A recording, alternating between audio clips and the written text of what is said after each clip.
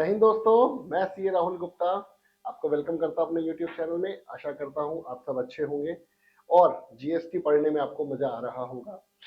अब दोस्तों जीएसटी के अंदर हम आगे बढ़ेंगे, लेकिन पहले पिछला रिवाइज करेंगे। उसमें क्या था दोस्तों? Section 9 sub section 1 20% CGST rate. 9(2) किन किन चीजों पे जीएसटी नहीं लगता? Petrol diesel. 9(3) read with notification number 13/2017 central tax rate, ये हम पढ़ रहे हैं अभी। 9(4) में अनरजिस्टर्ड पर्सन का रिवर्स चार्ज। 9(5) के अंदर ई कॉमर्स ऑपरेटर के थ्रू सेलिंग के ऊपर रिवर्स चार्ज। इसके अंदर हमने कौन कौन से पॉइंट्स कवर कर लिए थे? एक तो गुड्स ट्रांसपोर्ट एजेंसी, एक लीगल सर्विसेज, आर्बिट्रल सर्विसेज और स्पॉन्सरशिप सर्विसेज और गवर्नमेंट सर्विसेज। गवर्नमेंट सर्विसेज थोड़ा सा एलेबोरेट कर लेते हैं दोस्तों। 3 स्पेसिफाइड सर्विसेज थी, department of post plus transportation of goods and passengers plus third service क्या थी दोस्तों? थर्ड सर्विस थी पोर्ट एयरपोर्ट वाली। यस, पोर्ट एयरपोर्ट वाली जो सर्विस थी वो, इन पे तो फॉरवर्ड चार्ज रहेगा। और अगर कोई भी बिजनेस एंटिटी कोई भी सर्विस ले रही है गवर्नमेंट से तो मैंडेटरी रिवर्स चार्ज रहेगा। रेंटिंग ऑफ इमूवेबल प्रॉपर्टी, वो अगर आपके पास जीएसटी नंबर ऑलरेडी है तो रेंटिंग ऑफ इमूवेबल प्रॉपर्टी अगर आप गवर्नमेंट से ले रहे हो तो रिवर्स चार्ज देना है। Otherwise mandatory reverse charge section 24 sub section 3 कहीं ना कहीं, सिर्फ अगर आप इमूवेबल प्रॉपर्टी का रेंट गवर्नमेंट को दे रहे हो तो आपको जीएसटी नंबर लेने की रिक्वायरमेंट नहीं है। अगला पॉइंट आता है अब हम renting of residential dwelling, services by way of renting of a residential dwelling to a registered person। renting of residential dwelling to a registered person। Supplier कौन होगा? Any person. रिसीवर कौन होगा? Any registered person. सर कुछ मजा नहीं आया, अपने वाले तरीके से कुछ कराओ ना, ऐसे थोड़ी मजा आएगा। हमें बताओ सर कि इस पे क्यों रिवर्स चार्ज लगाया गया। देखो बच्चों क्या हुआ, मैं हूं राहुल, मैंने क्या किया, एक घर रेंट पे लिया।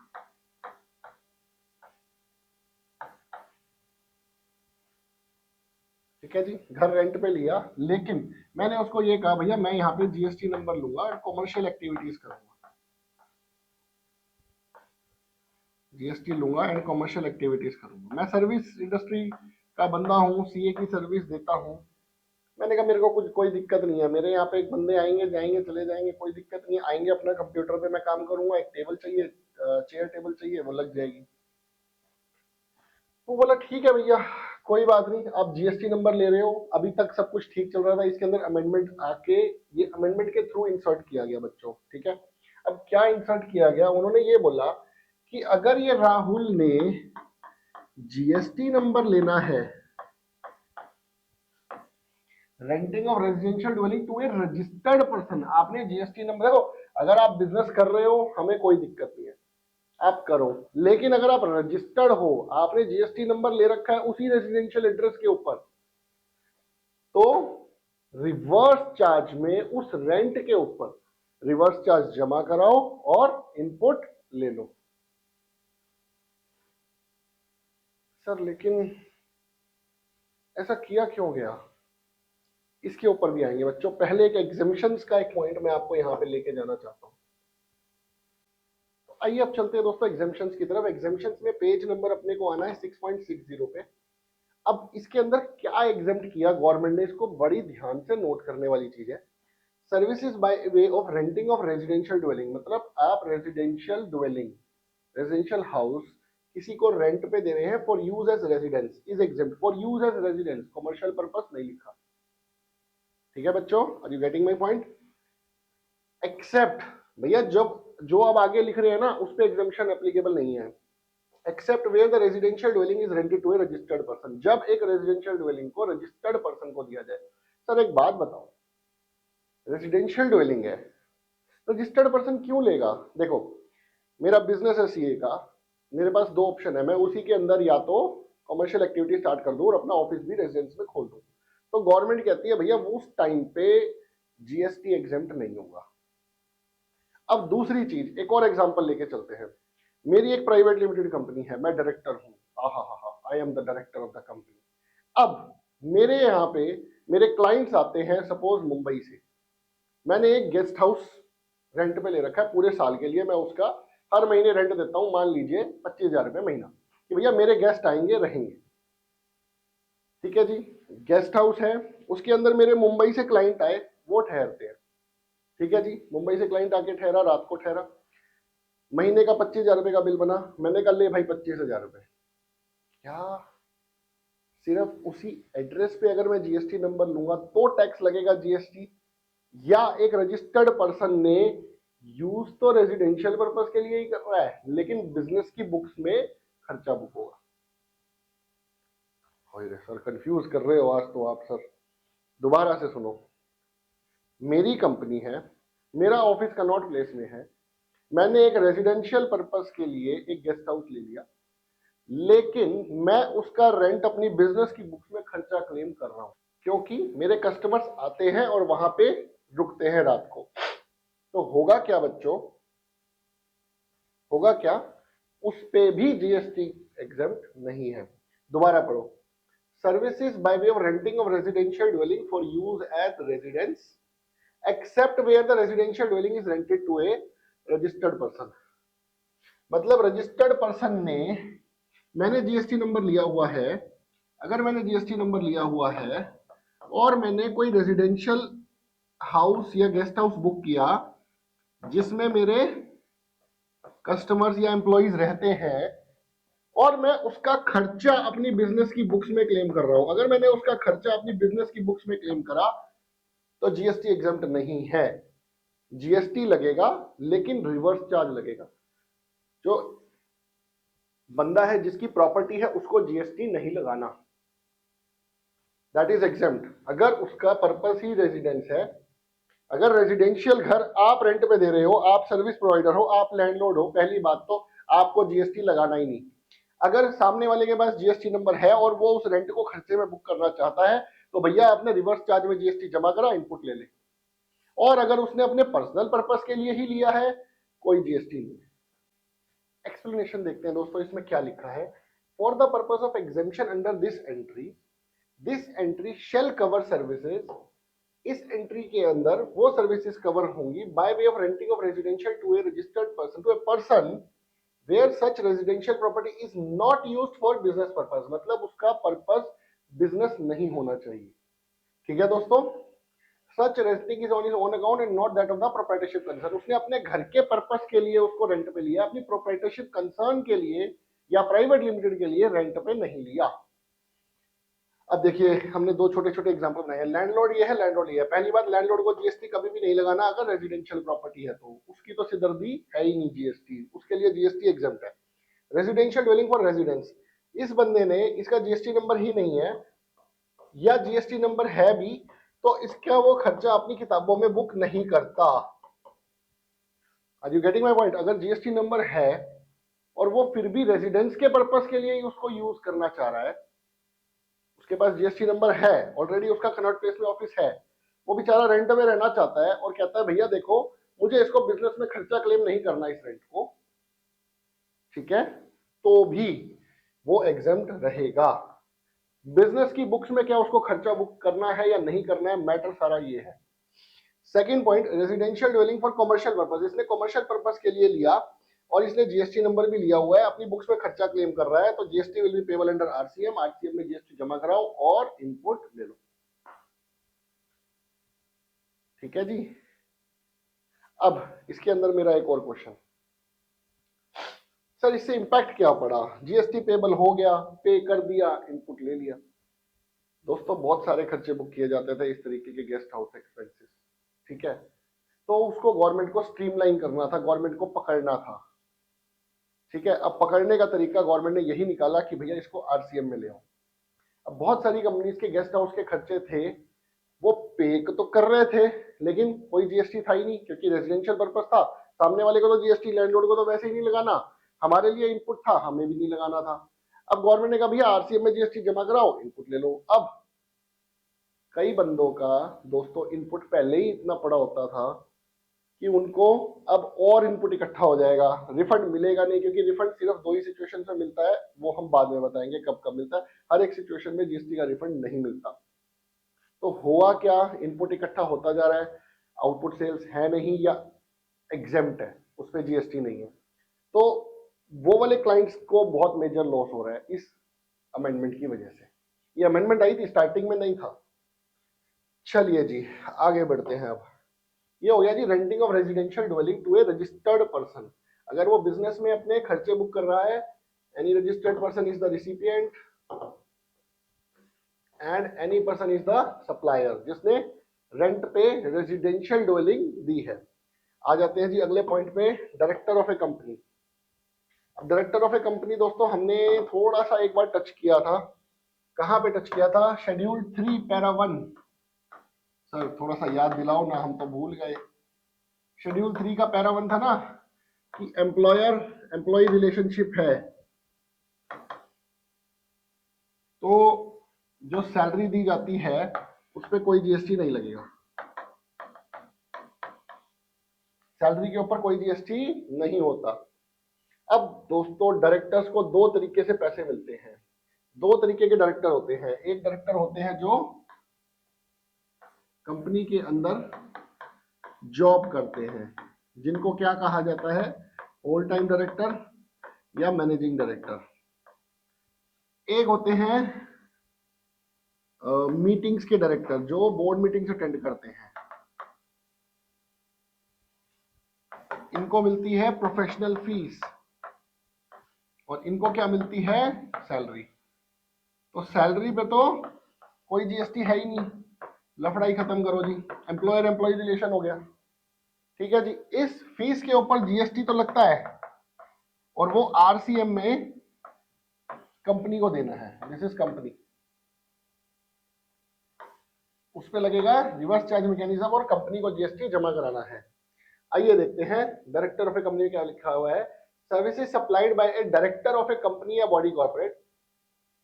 ठीक है जी, to the said body corporate, to the said company या बॉडी कॉर्पोरेट। सप्लायर कौन होगा, डायरेक्टर ऑफ ए कंपनी, जिसको सिटिंग फीस मिल रही है, होल टाइम डायरेक्टर नहीं, मैनेजिंग डायरेक्टर नहीं, वर्किंग डायरेक्टर नहीं, नॉन वर्किंग डायरेक्टर जो सिर्फ मीटिंग अटेंड करता है और मीटिंग की फीस लेता है। रिसिपिएंट कौन होगा, कंपनी और body corporate located in the taxable director. अगर बाहर की कंपनी है तो नहीं है applicable.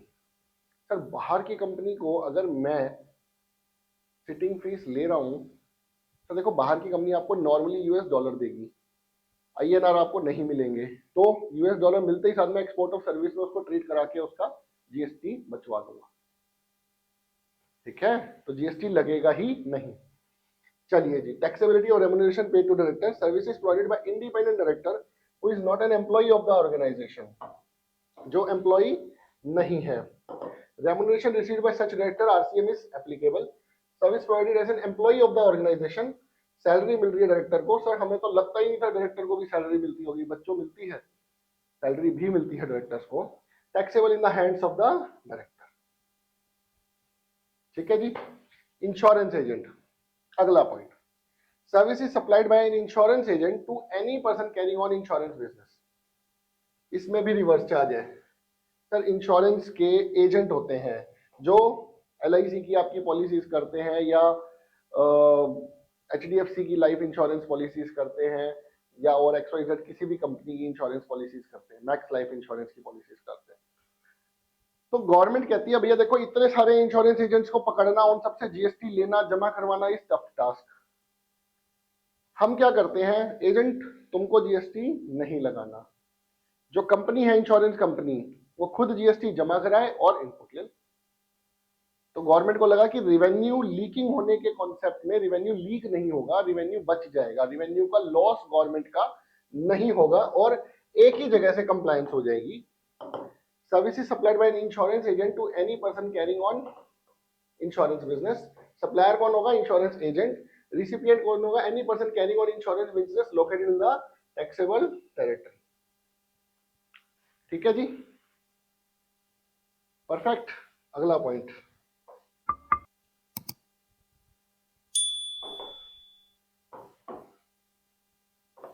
Recovery agent. Recovery agent कौन हुआ जी? राम ने बैंक से लोन लिया,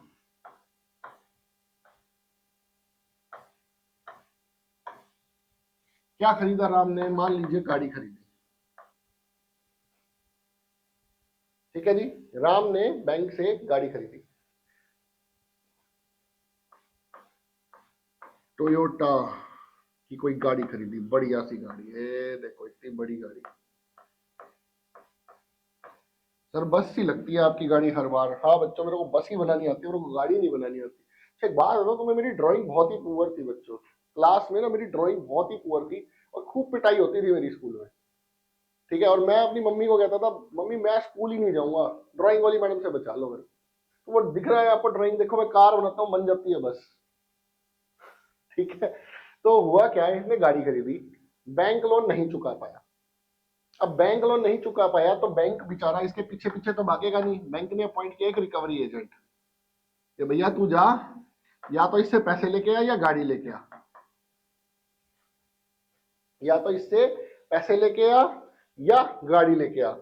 ये पहुंचा इसके पास, इसने एक खतरनाक गुंडा पाल रखा था, तो सुंदर सा गुंडा है, इसने खतरनाक सा गुंडा पाल रखा था, एक क्या कहते हैं वो सेठी, जो हम देखते थे ना बचपन में, वो गंजा आता था सेठी, वो पाल रखा था। वो बोला ठीक है जी अभी जाता हूँ, पैसे दो 50,000 रुपए। 50,000 रुपए लेके गया, रास्ते में से उठाया इसको, गाड़ी लेके आ गया। रिकवरी एजेंट की service, this is recovery agent. Now this company is a recovery agent. इसने गाड़ी रिकवर करके राम से लेके और बैंक को वापस कर दी, बैंक ने उसका ऑक्शन करके बेच दिया। अब services supplied by a recovery agent to a banking company और ए फाइनेंशियल इंस्टीट्यूशन और ए एनबीएफसी। आप समझ पा रहे हो, खाली बैंकिंग कंपनी नहीं है, फाइनेंशियल इंस्टीट्यूशन भी है, नॉन बैंकिंग फाइनेंस कंपनी भी है। सप्लायर कौन होगा? Recovery agent. सप्लायर कौन होगा? Recovery agent. रिसिपिएंट कौन होगा? बैंकिंग कंपनी या फाइनेंशियल इंस्टीट्यूशन या NBFC. NBFC like DHFL, India bulls, इस तरीके से आपके एनबीएफसीज हैं, located in the taxable territory, ठीक है जी। तो रिकवरी एजेंट की सर्विसेज के ऊपर अब गवर्नमेंट को लगा भैया इनसे, रिकवरी एजेंट से, ये तो खुद दूसरे लोगों से पैसा रिकवर करते हैं, इनसे कौन जीएसटी लेगा भैया। और गुंडे अलग पाल रखे हैं भाई, सुंदर सुंदर से। तो एक काम करो, इनको जीएसटी के लिए छोड़ो, बैंक को पकड़ लो, बैंक को इजी है पकड़ पाना। और बैंक 70 रिकवरी एजेंट से काम करता है, हम 70 बंदों से कैसे जीएसटी लेंगे, सीधा बैंक से ले लेते हैं जीएसटी। अब दोस्तों बैंक से जीएसटी तो ले लिया, बैंक को इनपुट भी दे दिया। सबसे बड़ी प्रॉब्लम आपको पता है क्या है? बैंक की बहुत सारी रिसीट्स पे जीएसटी नहीं है। बैंक की बहुत सारी रिसीट्स पे जीएसटी नहीं है, पता है कौन सी? मेजर इनकम जो बैंक की है that is interest income, and उस पे जीएसटी नहीं है। तो बैंक क्या करता है दोस्तों, आप एक छोटी सी चीज समझो, अब आप एक छोटी सी चीज समझो, बैंक ने जीएसटी का इनपुट लिया बहुत सारे खर्चों पे, इनपुट इकट्ठा होता जा रहा है, होता जा रहा है, होता जा रहा है, होता जा रहा है, आउटपुट सेल्स पे जीएसटी है नहीं, इंटरेस्ट की इनकम पे जीएसटी है नहीं, सिर्फ बैंक चार्जेस ही तो है जिसपे जीएसटी वो सामने वालों से ले पा रहे हैं। आउटपुट सेल्स पे जीएसटी बहुत कम है, क्योंकि इंटरेस्ट की इनकम पे कोई जीएसटी नहीं है। आप समझ पा रहे हो, बैंक के पास इंटरेस्ट जीएसटी का इनपुट इकट्ठा होना शुरू हो गया। और आपको एक और बात बताता हूं, गवर्नमेंट ये कहती है कि भैया आपने अगर टैक्सेबल सर्विस दी और एग्जाम सर्विस दी, एक एग्जांपल बनाता हूं मैं यहीं पे, मान लीजिए मैंने 100 रुपए की टैक्सेबल सर्विस दी, 100 रुपए की एग्जाम सर्विस दी, टोटल सर्विस मेरी 200 रुपए की हो गई। मैं बैंक को एक एग्जांपल लेके चल रहा हूं अब यहाँ पे, ठीक है। टैक्सेबल और एग्जाम 100 200 रुपए की मेरी सर्विस है, मेरे पास जीएसटी का इनपुट है मान लो टोटल 50 रुपए, जो इन दोनों सर्विस को देने के लिए मेरे पास इनपुट इकट्ठा हुआ है। इसमें रिकवरी एजेंट भी हो गया, बैंक चार्जेस भी हो गए, बहुत कुछ हो गया। ठीक है, इनपुट 50 रुपए का है, बैंक चार्जेस तो आउटपुट है। खैर, इनपुट आ गया, मैंने फर्नीचर खरीदा, XYZ कुछ भी खरीदा, 50 रुपए। गवर्नमेंट पता है क्या कहती है कि भैया देखो आपने टैक्सेबल सेल सिर्फ 100 करी है, मतलब 50%, 200 का 50% इज 100 रुपीज। तो गवर्नमेंट कहती है भैया देखो इनपुट भी ना, एक काम करो 25 रुपए ही दूंगा, 25 रुपए का इनपुट अपना रिवर्स कर दो, 25 रुपए का इनपुट रिवर्स कर दो, 50 रुपए का इनपुट आपको पूरा नहीं मिलेगा। This is known as taxable and exempt supplies. जब आप कॉमन इनपुट लेते हैं for providing taxable as well as exempt supplies, तो आपको इनपुट भी उसी प्रोपोर्शन में मिलेगा जिस प्रोपोर्शन में आपका टैक्सेबल और एग्जेम्प्ट की सप्लाईज है। ओह अच्छा, पर सर आज आप ये बात क्यों बता रहे हो? क्योंकि अब मैं आपको आईटीसी भी लिंक कराने वाला हूं इस सेक्शन के साथ, इस रिकवरी एजेंट के साथ मैं आपको आईटीसी का चैप्टर भी लिंक कराने वाला हूं। आइए देखते हैं दोस्तों। अब हम सेक्शन 17 पे आ रहे हैं। सेक्शन 17 जो है चैप्टर 9 आईटीसी का है। इसके अंदर point number 17(4)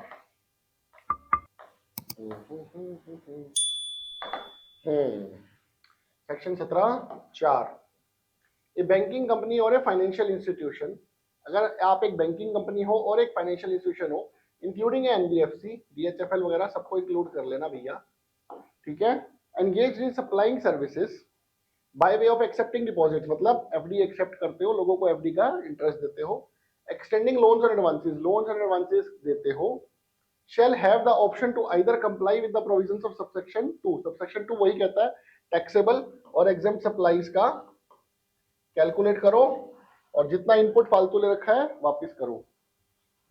avail of every month an amount equal to 50%, मतलब आप अवेल करना सिर्फ 50% input of the eligible input tax credit on inputs capital goods and input service in that month and the rest shall lapse। मतलब कि आपके पास दो option है, अगर आप बैंकिंग कंपनी हो, एनबीएफसी हो और फाइनेंशियल इंस्टीट्यूशन हो, आप अपना पूरा इनपुट जो भी आपने ले रखा है उसका 50% लो और 50% छोड़ दो, या फिर अपना टैक्सेबल और एग्जेम्प्ट सप्लाईज की परसेंटेज रेट पे कैलकुलेट कर लो, कितना टैक्सेबल है कितना एग्जेम्प्ट सप्लाईज है, और उसके प्रोपोर्शन में इनपुट ले लो, बाकी का रिवर्स कर दो। Provided that one's option exercise shall not be withdrawn during the remaining part of the financial year। अब दोस्तों ध्यान से देखो, provided further that the restriction of 50% shall not apply to the tax paid or supplies made by one registered person to another registered person having the same permanent account number। अब banks के दोस्तों हर state में GST number है, ये banks और NBFCs की बात हो रही है और किसी की बात नहीं हो रही। This clause is applicable only to banking company, financial institution including NBFC. उनके हर स्टेट में हर स्टेट में जीएसटी नंबर्स हैं, ठीक है। अब उन्होंने एक स्टेट से दूसरी स्टेट में कोई सप्लाई करी, जीएसटी तो लगाना पड़ेगा। अब गवर्नमेंट कह रही है भैया उसके ऊपर ये 50% का क्लॉज एप्लीकेबल नहीं होगा, उसमें इनपुट पूरा मिल जाएगा, उसमें उनको रिवर्सल नहीं करना पड़ेगा। बात तो कायदे की है, ठीक बात है, ये गलत बात तो है नहीं दोस्तों, एक्सेप्ट करनी चाहिए अपने को ये वाली बात, बिल्कुल ठीक रूल आया। नहीं तो क्या होगा, हमने एक स्टेट से दूसरी स्टेट में जीएसटी 18% लगा के दिया, यहाँ हमने 18% जमा करा दिया, वहां इनपुट ही 9% मिल रहा है, तो बैंक का तो लॉस हो जाएगा। ठीक है बच्चों, चलिए जी, तो ये हमने 17 subsection 4, section 17 subsection 4 input tax credit, इसका पेज नंबर मैं आपको बताना भूल गया, 9.12 पेज है इसका दोस्तों, ठीक है। चलिए जी, अब हम वापस आते हैं रिकवरी एजेंट के बाद आ जाते हैं जी कॉपीराइट सर्विसेज के ऊपर।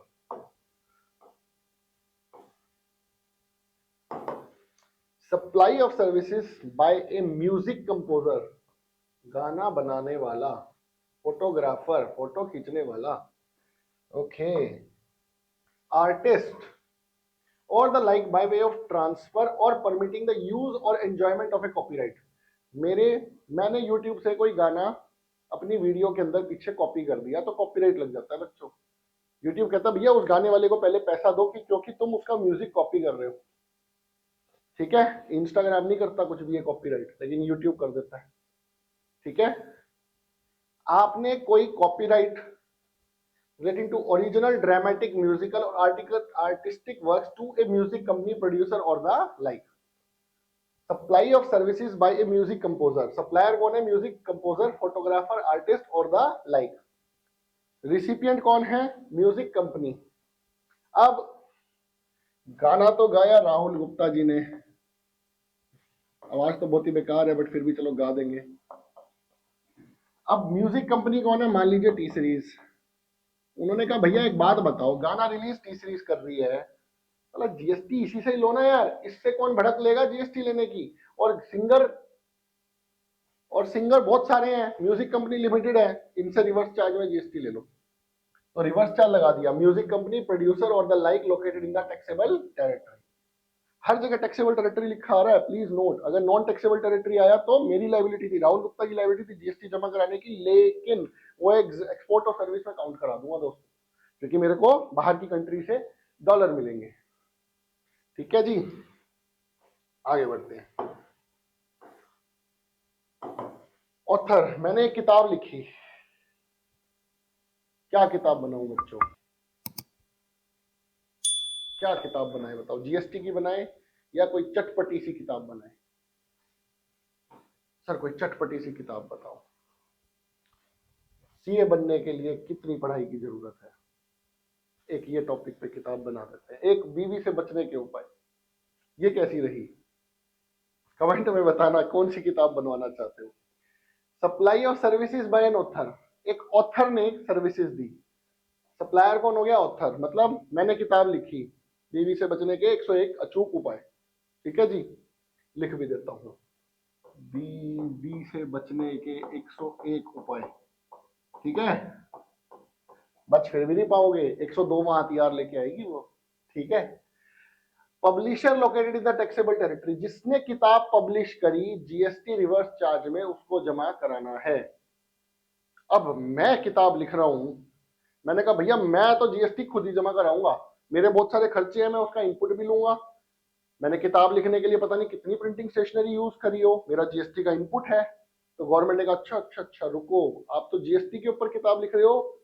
मैंने कहा हाँ मैं जीएसटी के ऊपर भी लिख दूंगा, बीवी के ऊपर भी लिख देंगे, सब चीजों के ऊपर लिख देंगे.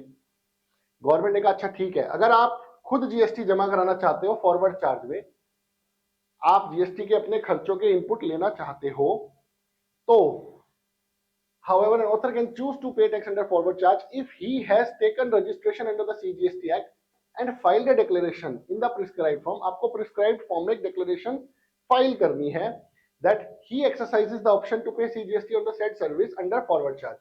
मेरा मन है फॉरवर्ड चार्ज में जीएसटी जमा कराने का in accordance with section 9 subsection 1 and to comply with all the provisions as they apply to a person liable for paying the tax in relation to the supply of any goods and or services, and that he shall not withdraw the said option within a period of 1 year from the date of exercising such option.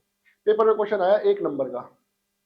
Mister X एक author है, section 9(3) read with notification number 13/2017 standard tax rate as amended up to date के according वो GST reverse charge में applicable था, लेकिन author अड़ा हुआ है मैं जीएसटी खुद जमा कराऊंगा.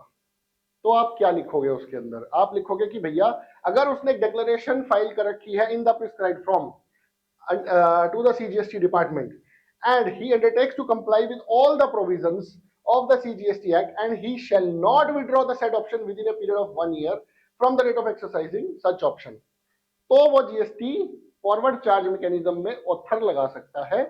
And he makes a declaration on the invoice issued by him in prescribed form to the publisher. वो पब्लिशर को भी लिख के दे रहा है भैया देखो मैं जीएसटी लगा रहा हूं अपने बिल के ऊपर, ये किताब तो छाप रहे हो, जीएसटी रिवर्स चार्ज में जमा मत करा देना, मैं फॉरवर्ड चार्ज में जीएसटी आपसे लेके जमा करा दूंगा. चलिए जी, बीवी से बचने के 101 उपाय कंप्लीट हुए. इसी के साथ याद रखना बच्चों, इसीलिए बीवी के उपाय बताए, याद रखना बीवी के उपाय में आपके पास ऑप्शन है फॉरवर्ड चार्ज भी लग सकता है, किताब छाप रहे हो. ठीक है, म्यूजिक कंपनी में कोई ऑप्शन नहीं है इस तरीके की. ठीक है जी. Overseas committee services, supply of services by the members of overseeing committee to Reserve Bank of India. Reserve Bank India को कुछ सर्विसेज दी मेंबर्स ऑफ ओवरसीइंग कमेटी ने। तो सप्लायर कौन हुए? Members of overseeing committee constituted by the RBI. और recipient कौन हुआ? आरबीआई। जीएसटी रिवर्स चार्ज में किसको जमा कराना है? आरबीआई को। अपना इनपुट ले लेना भैया आरबीआई, हम नहीं छोड़ते आरबीआई को भी। अब दोस्तों आपको एक चीज बताते हैं, जो हमारे इंडिया के छोटे छोटे शहर है ना बच्चों, वहां पे ना छोटे छोटे शहर हैं, छोटे छोटे शहर हैं, ठीक है। वहां पे क्या होता है, बैंक्स की ब्रांचेस नहीं होती। तो वहां पे क्या होते हैं, बैंक ना कुछ छोटे छोटे बेचारे बंदों को अपॉइंट कर देते हैं, सुंदर सुंदर से, और वो बनते हैं बिजनेस फैसिलिटेटर सर्विसेज या बिजनेस कॉरेस्पॉन्डेंट सर्विसेज, ठीक है। बिजनेस फैसिलिटेटर या बिजनेस कॉरेस्पॉन्डेंट, ठीक है जी। वो क्या करते हैं, ये बैठा था जी राम। राम ने बोला भैया मेरे को बैंक अकाउंट खुलवाना है, और ब्रांच तो है ही नहीं यहाँ पे, मैं कहाँ बैंक अकाउंट खोलूं। इन्होंने बोला अरे रुको रुको रुको भैया, हम तुमसे कागज लेंगे, और ये बैंक आ गया जी अपना एचडीएफसी, और आपके कागज बैंक में जमा करा के आपका खाता खोल देंगे। बदले में एचडीएफसी बैंक इनको कुछ कमीशन देता है, मान लो 100 रुपए। तो बात आ रही है, जो एचडीएफसी बैंक ने ये कमीशन दी 100 रुपए बिजनेस फैसिलिटेटर्स को राम का अकाउंट खोलने के लिए, उस पर जीएसटी कौन देगा? कमीशन है। आइडियली तो इनकी थी, फॉरवर्ड चार्ज मैकेनिज्म अगर होता तो इनको जीएसटी जमा कराना था। गवर्नमेंट ने बोला भैया पहले छोटे छोटे बंदे हैं, ये जीएसटी काहे जमा कराएंगे, इनसे जीएसटी जमा कराना तो जंग हो जाएगी। आप एक काम करो एचडीएफसी बैंक, जीएसटी आप ही रिवर्स चार्ज में जमा करो और इनपुट ले लो। कितना? 50%। बैंक को इनपुट 50% ही मिलेगा ना बच्चों। समझ पा रहे हो? सेक्शन 17(4) को मुझे आज कराने की जरूरत क्यों पड़ी? क्योंकि आपको लिंक करना है कि भैया 50% इनपुट मिलेगा, बैंक का नुकसान हो गया। अब चाहे इस बंदे का टर्नओवर 20 लाख रुपए से कम हो, ज्यादा हो, कुछ भी हो, कोई फर्क ही नहीं पड़ता, इसको तो जीएसटी जमा ही नहीं कराना। जीएसटी बैंक को जमा कराना है, अपना इनपुट ले लो। तो आइडियली वो 20-20 लाख रुपए की जो स्लैब की लिमिट थी वो भी वेस्ट हो गई। चलिए देखते हैं।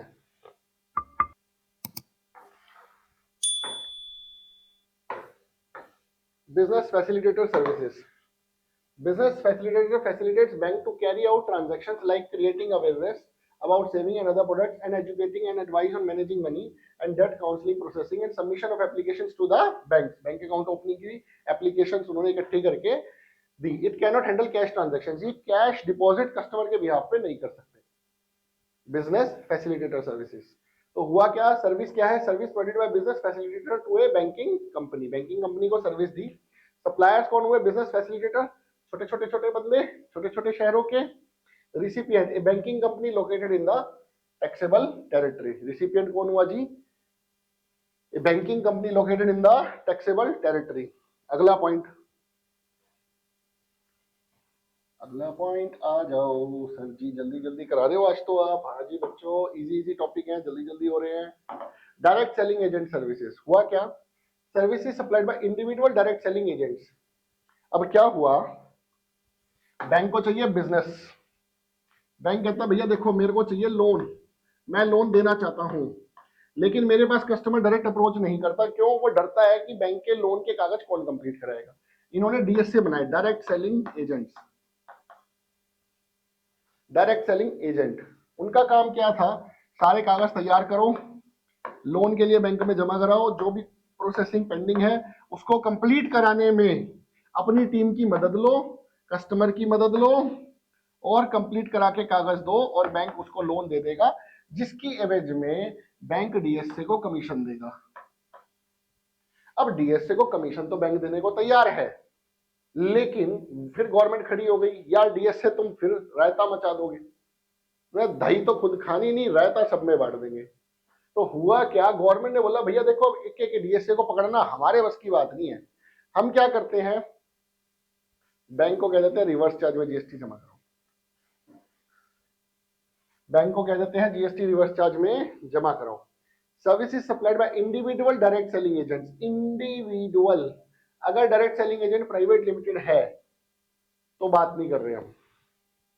Other than a body corporate partnership firm और एलएलपी फर्म टू बैंक और एनबीएफसी। अगर आपका इंडिविजुअल डीएसए नहीं है, मतलब प्रोप्राइटरशिप में डीएसए नहीं है, और आपका प्राइवेट लिमिटेड या बॉडी कॉर्पोरेट में डीएससी है, या पार्टनरशिप फर्म में डीएससी है, direct selling agent of loans, ये लोन्स की बात हो रही है, तो रिवर्स चार्ज एप्लीकेबल है। सप्लायर कौन हुए? Individual direct selling agents. ये नहीं, अगर ये है तो फॉरवर्ड चार्ज लगेगा। अगर आपने बॉडी कॉर्पोरेट बना ली, प्राइवेट लिमिटेड कंपनी बना ली, पार्टनरशिप फर्म बना ली या फर्म बना ली, और तब आप बैंक को लोन के केसेस दे रहे हो और बैंक आपको कमीशन दे रहा है, तब तो सिर्फ फॉरवर्ड चार्ज लगेगा, रिवर्स चार्ज नहीं लगेगा। रिसिपिएंट कौन है? बैंकिंग कंपनी और NBFC located in the taxable territory. ठीक है जी, मस्त है जी, बढ़िया, अति उत्तम। और यहाँ पे फिर वही चीज समझने वाली बात है, सेक्शन 17 सब सेक्शन 4, 15% 50% इनपुट ही मिलेगा, 50% बैंक को रिवर्स करना पड़ेगा। सेम चीज 17(4) घोटा मार के पी जाएंगे बच्चे। बैंक का क्वेश्चन आते ही साथ खुश नहीं होना, कूदना नहीं है, अच्छे से पढ़ना है और बढ़िया से अटेम्प्ट करना है, ठीक है, और लिंकिंग करनी है।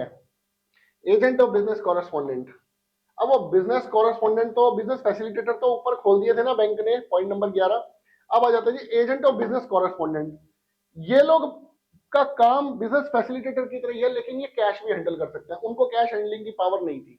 कस्टमर बोलता है भैया कैश भी लेके जाओ, मैं नहीं जाऊंगा इतनी दूर ब्रांच में जमा कराने के लिए, मेरे घर से कैश लेके जाओ, मेरे अकाउंट में जाके जमा कराओ, ठीक है, कमीशन मिलेगी तुमको, जो मिलेगी तुम्हें बैंक देगा। Business correspondents carried out wider range of activities. They are permitted to carry transactions on behalf of bank as an agent of the bank. They can handle cash transactions, will disclose dispersal of small value credit, recovery of principal, collection of interest, collection of small value deposits. इस पे भी reverse charge है। इस पे जो commission bank उन छोटे छोटे शहरों के छोटे छोटे बंदों को देगा, उस पे रिवर्स चार्ज एप्लीकेबल है। Services provided by an agent of business correspondent to business correspondent, दोनों ही बिजनेस कॉरेस्पॉन्डेंट है, ठीक है। And agent of business correspondent हुआ क्या है? एजेंट ऑफ बिजनेस कॉरेस्पॉन्डेंट, ठीक है। Recipient a business correspondent located in the taxable territory, ठीक है जी। तो जो एजेंट ऑफ बिजनेस कॉरेस्पॉन्डेंट, इसको प्लीज एक बार ध्यान से नोट कीजिए। Business correspondent carries out wider range of activities. They are permitted to carry transactions on behalf of bank. Business correspondent is bank and they are an agent of business correspondent, ठीक है। They can handle cash transactions, ठीक है। तो business correspondent का मतलब यहाँ पे, मतलब एक तरफ से दोनों तरफ, एक तरफ बैंक है और एक तरफ वो एजेंट है, ठीक है जी।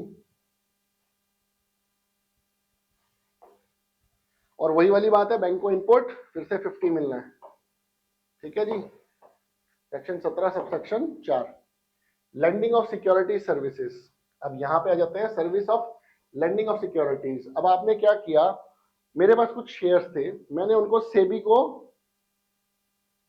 को या बैंक को गिरवी रख दिया और उसके बदले में कुछ पैसा ले लिया, क्योंकि मुझे आज शेयर्स नहीं बेचने थे, मुझे पैसा चाहिए था भैया, कुछ खर्चा करना था, ठीक है। Service of lending of securities under securities lending scheme of securities and exchange board of India as amended. मतलब मैंने अपनी सिक्योरिटीज को लेंड किया, सिक्योरिटीज का मतलब share certificates, shares, bonds, debentures, मैंने लेंड किया और पैसा ले लिया। सप्लायर कौन होगा? Lender that is a person who deposit securities. मैंने अपनी सिक्योरिटीज दी, मैंने किसी बैंक से पैसा लिया। रिसिपिएंट कौन हुआ? Borrower, that is a person who borrows the securities. Bank, जिस बैंक को मैंने सिक्योरिटीज दी, एक एग्जांपल के तौर पे मैंने एक बैंक को सिक्योरिटीज दी और उससे पैसा लिया, तो ये कौन हुआ? बैंक तो हुआ रिसिपिएंट। और जिसकी सिक्योरिटीज है, मेरी सिक्योरिटीज थी, मेरे शेयर्स थे, मैं हो गया सप्लायर। मुझे जीएसटी रिवर्स चार्ज में, सॉरी, मुझे जीएसटी लगना ही नहीं है, रिवर्स चार्ज में रिसिपिएंट को लगाना है। कोई प्राइवेट लिमिटेड, कोई बॉडी कॉर्पोरेट, कोई लफड़ा नहीं है, ठीक है बच्चों। Borrower, that is a person who borrows the securities under the scheme through an approved intermediary of SEBI. Lender is a person who registered in his name, deposit securities registered in name, in the name of any other person duly authorised on behalf with an approved interpreter for the purpose of learning under system of SEBI. पढ़ लेना, easy है। ठीक है बच्चों, आज के लिए मेरे ख्याल से इतना बहुत है। आगे इसको कंटिन्यू करते हैं। अब 2 पॉइंट रह गए हैं, एक तो सिक्योरिटी सर्विस और शायद एक रेंटिंग ऑफ मोटर व्हीकल्स। ठीक है दोस्तों, आप ऐसे ही चैनल के साथ जुड़े रहिए दोस्तों, और जीएसटी के कोर्स में आशा करता हूँ आपको मजा आ रहा होगा। प्लीज प्लीज प्लीज, हमारा मटेरियल भी फ्री है, आप उसको डाउनलोड कर सकते हो नीचे डिस्क्रिप्शन बॉक्स से। ठीक है, आप ऐसे ही चैनल के साथ जुड़े रहिए। जय हिंद दोस्तों। Learn something from everyone you meet in your life, whether they are your juniors or seniors, because nobody knows everything, but everybody knows something. And education and hospitalization should never be commercialized. Jai Hind.